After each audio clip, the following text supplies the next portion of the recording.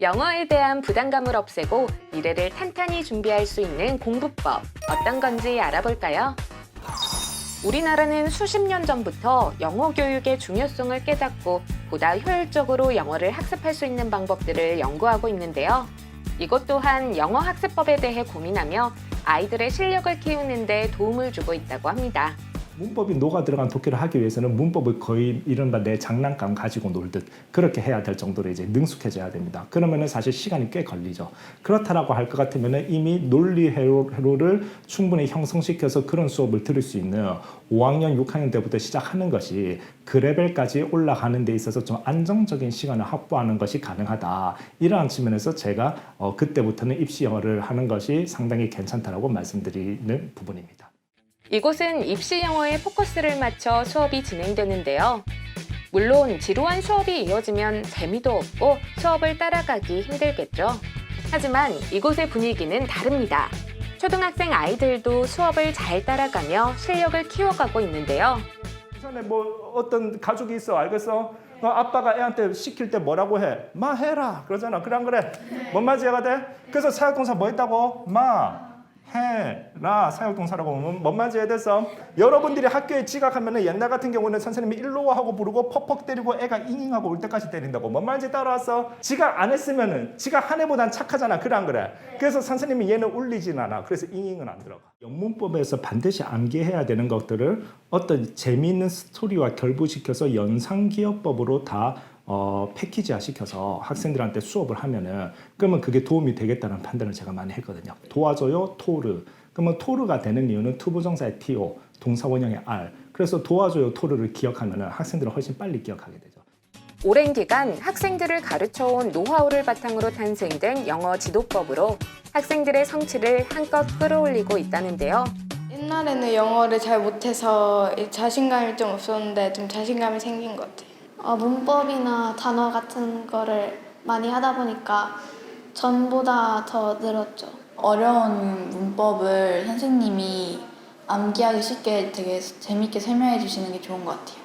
뭔가 전 학원에서 내가 억지로 시켜서 하는 느낌이었다면 여기서는 진짜 내 자신이 스스로 해야겠다는 마음이 있어야 뭔가 할 수 있는 것 같아서 흥미가 생겼다.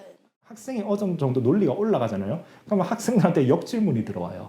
선생님, 그런데 이 질문에서 저는 이것이 의문이 풀리지가 않아요. 이런 질문이 들어와요. 그러면 선생님도 그 질문에 대한 답변을 해야 되거든요. 그러다 보니까 선생님이 본인 스스로도 성장하는 걸 많이 느끼세요. 그래서 이제 그러한 부분들을, 그래서 저는 선생님을 뽑을 때 일단은 물론 뭐 학벌 이런 것도 중요할 수 있겠지만 결정적으로는 제가 알려준 방법을 정성을 담아서 학생들한테 얼마나 해줄 의향이 있는가 그런 것들을 많이 보게 되고, 실제로 그렇게 많이 하셔서 지금 저희 학원에서 수업해주는 선생님들이 어머님들께 좋은 어떠한 피드백을 받기도 하고 하면서 그렇게 서로 좀 보람 있게 학원 생활을 같이 하고 있습니다. 피와 살이 되는 영어 교육에 대한 이야기, 스튜디오에서 더 자세히 알아보겠습니다.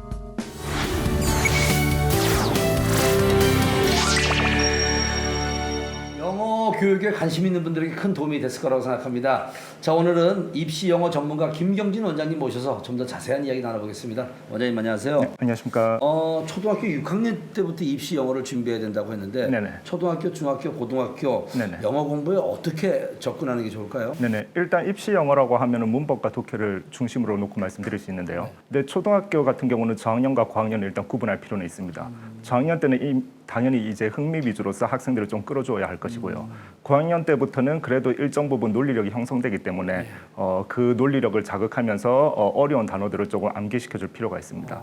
그리고 중학교 때가 되면은 문법을 확실하게 잡아줘야 합니다.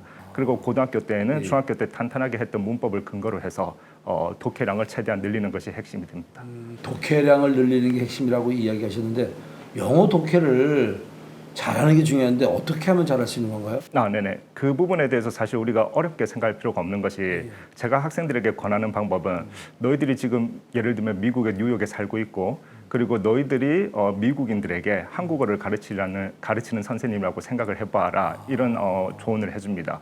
그러면 학생들도 보통 동의하는 것이 당연히 단어를 많이 알아야 되겠죠. 예, 단어를 많이 알아야 되고 그다음에 이제 한국어에 대한 일정 부분 규칙성을 인지를 해야 됩니다. 예를 들어서 우리야 모국어니까 뭐 버스를 집을 이런 것이 자연스럽게 이루어지겠지만 미국인들에게 있어서는 버스를 집을 이게 이제 훨씬 더 자연스럽게 느껴질 수 있거든요. 그러면 한국어를 사용할 때 왜 버스를 집을이 더 자연스러운지에 대해서 조사에 대한 설명이 필요하겠지요. 그런 궁금증이 해결된 상태에서 한국어를 읽어야 자연스럽게 읽힐 수 있듯이 그래서 이제 그런 규칙성을 확보를 하고요. 그러고 나서 그 미국인이 한국어 책을 많이 읽을수록 많이 그 독해력이 늘어나듯이 그 영어 독해를 그러한 측면에서 아까 말씀드렸던 문법이 근거가 되는 측면에서 이제 독해를 지속적으로 할 필요가 있다 그렇게 볼 수 있습니다. 마지막으로 이제 영어 교육에 관심 있는 시청자분들에게 한 말씀 하신다면요. 제가 경험한 외국어를 잘한다라고 하는 것은 책도 많이 읽고 하는 그런 노력이 근간이 될 때 잘할 수가 있습니다. 그래서 학생 여러분들은 창조성이라고 하는 것도 수많은 암기 속에서 비로소 피어날 수 있는 그러한 꽃이라고 생각을 하고 일단은 학생 때에는 그 전통적인 공부법 거기에 대해서 많이 염두를 두면서 공부하는 사람들이 훨씬 더 미래 시대의 인재가 될 것이라고 생각합니다. 자, 오늘은 영어 교육에 관해서 함께 이야기 나눠봤습니다. 입시 영어 전문가 김경진 원장님과 함께했습니다. 감사합니다. 네, 감사합니다.